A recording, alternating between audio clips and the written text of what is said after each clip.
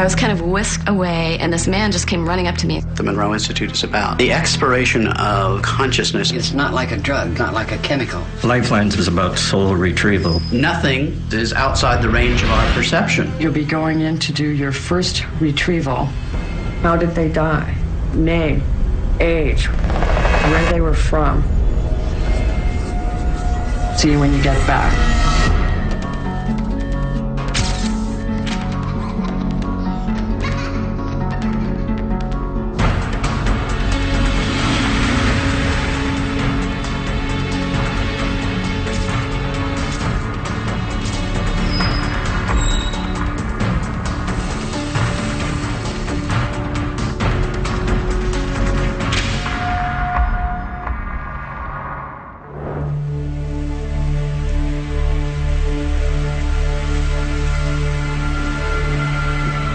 I had a near-death experience out of body.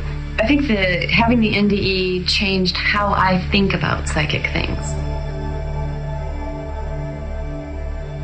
I wanted to see what's really going on in Iraq. I think I felt a little bit of responsibility that if there was something good I could do over there, then maybe I should do it.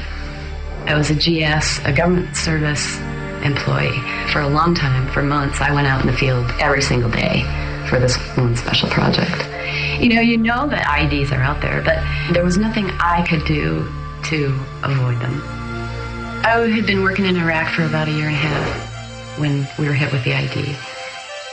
When the bomb went off, I heard a pop, and I wasn't in my body. And I call it blinking to another place because it's that fast. And all around me were they looked like people in white robes. I told them that I was tired and I didn't have any interest in going back to this body. They said that because of my skills in handling certain energies that they would request that I do go back into this body. And then shifted my focus to a place where I was sort of hovering over the scene, and I could see the whole scene with the truck and the desert and everything, and I could see my body in the truck and the injuries that I had. And then I just popped back into my body. I can only describe it as being more real than what we consider real. And I think other people who have experiences like this would probably agree. If people don't believe it, I can understand why. But once you've had the experience, there's no way you can not believe it. I didn't sleep through the night until I went to the first Monroe Institute program that I went to. I think it was about a year after the bomb went off. I was kind of whisked away, and this man just came running up to me. When I asked him what his name was, his first answer was Jerry. First I got Krakow. I repeated that, and he's, no, no, no. And then it ended up as Krantz. He was wearing a uniform, and the uniform immediately made me think of the Civil War. And he was blind. He was kind of just wandering around. And he said that he was killed at Shiloh. I don't even know if that's a Civil War battle. That was a case of just sort of holding his hand and sort of wrapping us in that energy and just blinking. The hand up of Jerry, there was like a whole group of soldiers there waiting for him, welcoming him back into the fold. I mean, there's very protective of each other and that sort of soldier loyalty. I live in southern Arizona. My sense is that these spirits that are kind of wandering around, confused, lost, stuck, their minds a lot of times are fixed on the physical. They still either think they're alive or want to be alive. They maybe can't remember that there's anything more other than the physical. I did think about how living people might respond to my doing the retrieval work and identifying some relative or friend of theirs, and I was not comfortable with that. You know, it's fun to get some kind of validation. The validation maybe shouldn't matter. I think we're all human and it does matter. Every person's story is wonderful. You've just got to discover it. You got to open the book. My name is J. Mark Lowe. I'm a full-time researcher, generally focusing on families, history, and genealogy. A professional genealogist is really focused on solving problems and questions. So we gather what we know and looking toward what we don't know. and then learning more about the story of their lives. I've heard of the Monroe Institute, know a little bit about its work, its findings, and that interests me. My role has really been an independent researcher. I was first presented with 2 or 3 names that had come from the Monroe Institute. I was supplied with particular factual information. I like to tell the story of the unknown people. All searches began with an identification of what I know. One of the first characters that I was introduced to in the study was a gentleman by the name of Jerry Krantz. He perhaps was killed during the Battle of Shiloh. I'm looking for unit histories that were written after the war where they may have identified the individual soldiers and what they called them and that sort of thing. There was a brief account where someone kept a diary, and in that they had Jerry Krantz. He was with the 43rd Illinois Infantry. So at the Battle of Shiloh, the 43rd Illinois lost 200 out of their 600 soldiers, a third. Shiloh certainly was considered one of the most deadly of the battles. About 1845, he marries a woman who is a widow. At this point, she's known as Catherine Anderson. He had a daughter who had been Catherine, who became his stepdaughter, Emily. And evidently, he really doted upon Emily. And Emily then had 2 children, a son, Frank, and another daughter, Emily or Amelia. We've not been able to move it too much further. We were about up to about 1930, so close that there have to be descendants. My name is Glenn Omkrantz, and sitting next to me is my sister Joy. I was hearing that we may be related to somebody who fought and died in the Civil War, that it actually put a piece of American history in our family where none had existed before. Since we know nothing about our history, it's nice to know that we do have a place in history. How that person's life eventually became our lives. One of the first questions I had was, I wonder if he was with the North or with the South, and if he was with the South, would I have to change my whole thinking about having grown up in the North? But it turned out he was from Illinois as well, and fought under Grant. I believe the paranormal is normal. I think that we only distinguish it as something outside the norm because that's culturally safer. Somebody who wouldn't have had any possible reason to have known this person could come back with that knowledge certainly suggests that there's something there. I have a feeling that had this happened 50 years ago, nobody would have believed it.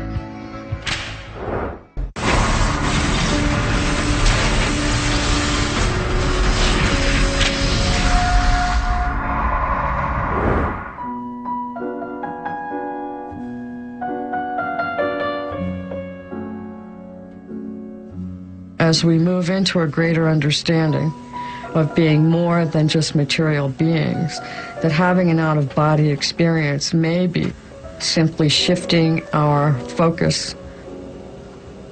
I feel that the out-of-body experience may be much bigger than just the simple terms out-of-body, when it may be expanded consciousness, that I'm no longer tuned into my physical.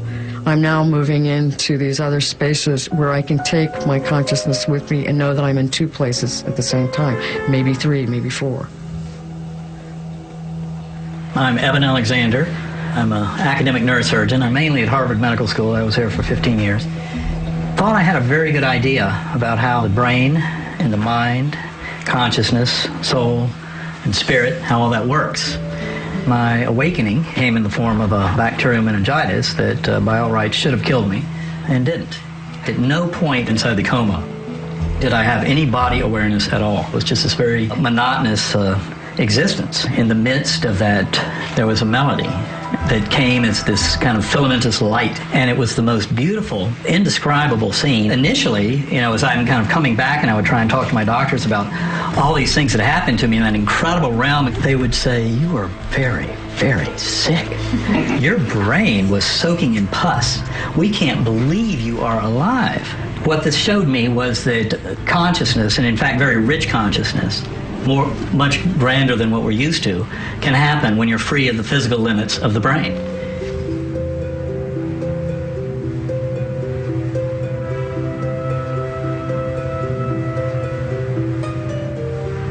So this morning we're going in for another service act to do our second retrieval. You know, standard retrieval procedure. Go to 23, call forth someone who would be ready to move on with you.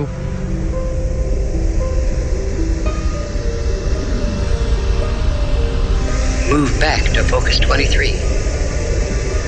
Now in focus 23, select a person newly arrived in focus 23. Begin to escort the newcomer back to the reception center, the way station in focus 27. Now say goodbye to the newcomer and add the warmth of friendship.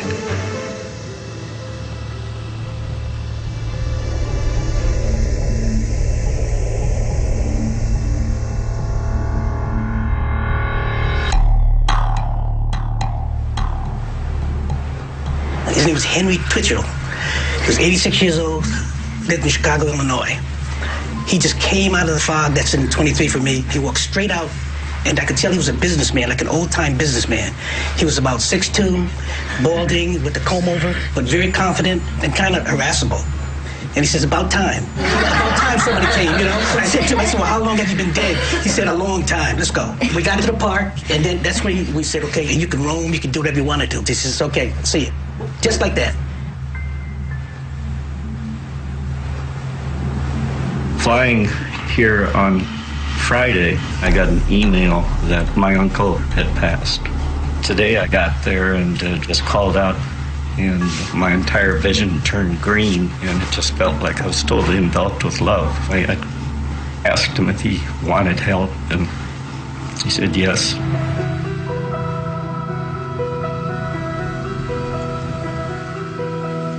Doing soul retrieval is satisfying. There are some that are very touching, even though, you know, once I get them up there, it's like, yeah, what?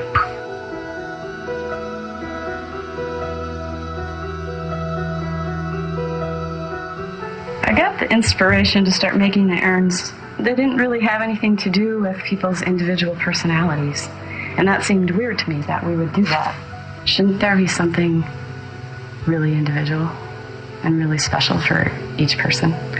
And so it kind of revived this idea of doing cremation urns, memorial urns for people.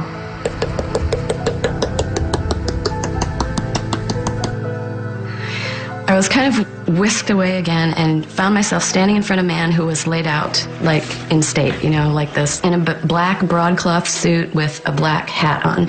And I kind of tapped him on the shoulder, and he looked at me, kind of opening one eye. I said, "What are you doing?" And he said that he liked to pretend that he was dead because it was quiet and nobody bothered him. And I said, "Well, you know you're really dead, right?" And he said, "Yes." So I said, "Well, what's your name?" And he said, "Josiah Smith, not the Mormon," whatever that meant.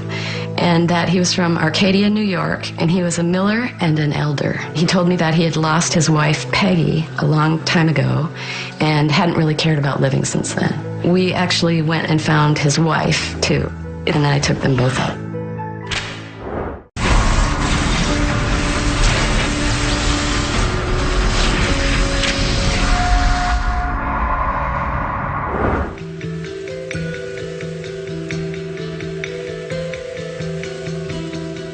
For people who don't have these experiences and don't experience how real it feels when you're there, validation could make all the difference in their opening up their minds to things like this. I learned about Josiah Smith through a basic document telling me his vital statistics, where he lived, a little bit about his family. So he'd already been identified somewhat as to location, and from that I began to investigate more about him.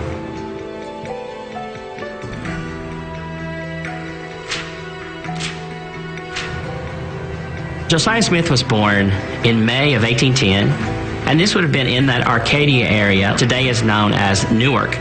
Well, we learned that Josiah Smith married a woman named Marguerite, and she used the nickname Peggy. He had lost his wife, Peggy, a long time ago, and hadn't really cared about living since then.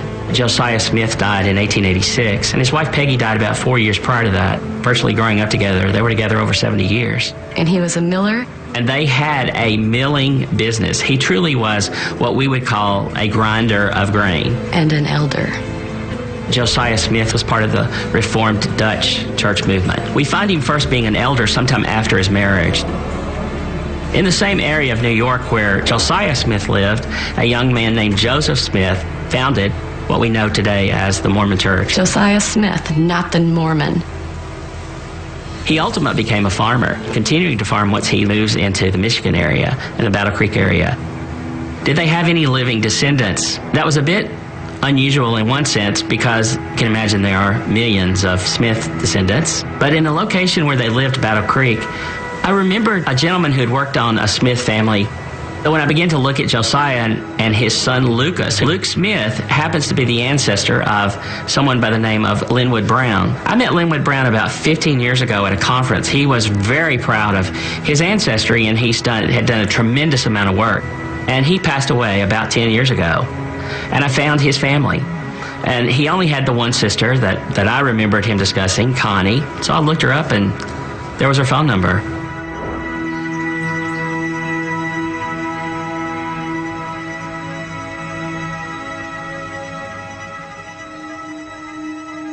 My name's Connie Lou Olmsted, born and raised in Battle Creek. Josiah Smith was my fourth great-grandfather. Josiah Smith was our great-great-great-great-grandfather. This is my brother Linwood. Oh, he got in the genealogist in 2000, but then Linwood passed away in 2001. He put everything down of all the relatives. It just got kind of put up in an attic box and it's just been recently rediscovered here. It's really amazing that somebody would go have an out-of-body experience like that and come up with that name. Why would she come up with that name, Just a mystery. I'm kind of glad that she had that dream now, otherwise we wouldn't be going through all, this back history. It would have just been in the box. In the box. In the cupboard. I'm going to try to do some more research now. I never was a history buff, but now I got a little spark that's going on.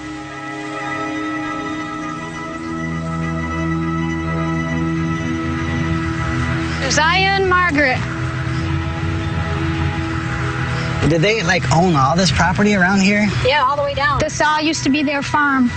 The land in the Battle Creek area was nothing but just a small little town in the middle of the woods down by the river. It would have been so cool to live back then, I think, and very simple life and not so complicated as it is these days. That they're really more than just, passing away and being forgotten. That there's, our souls, our entities are still out there and they're still talking to us even this day. It has so much meaning to know, why, where did we come from and where that's leading us.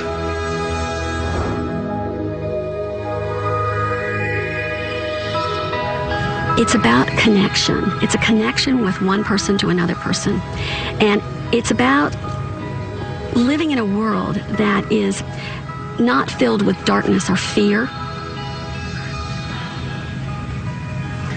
I've always been fascinated by the big three questions. Where'd we come from? What are we or should we be doing here, and where are we going? Still not sure where we came from, but I've got a much better idea of where we're going. You really do feel like, wow, I just made this huge difference in the life of a soul. I mean, I guess that's kind of profound. I do remember hearing this, a message from Bob. And this was after he died. We were all up here at the house and grieving, but not really, because we knew that things were okay. And I heard in my head, it's up to you kids now. And where he would have gone, I wouldn't presume to know. Say in your mind, say to yourself, I am more than my physical body.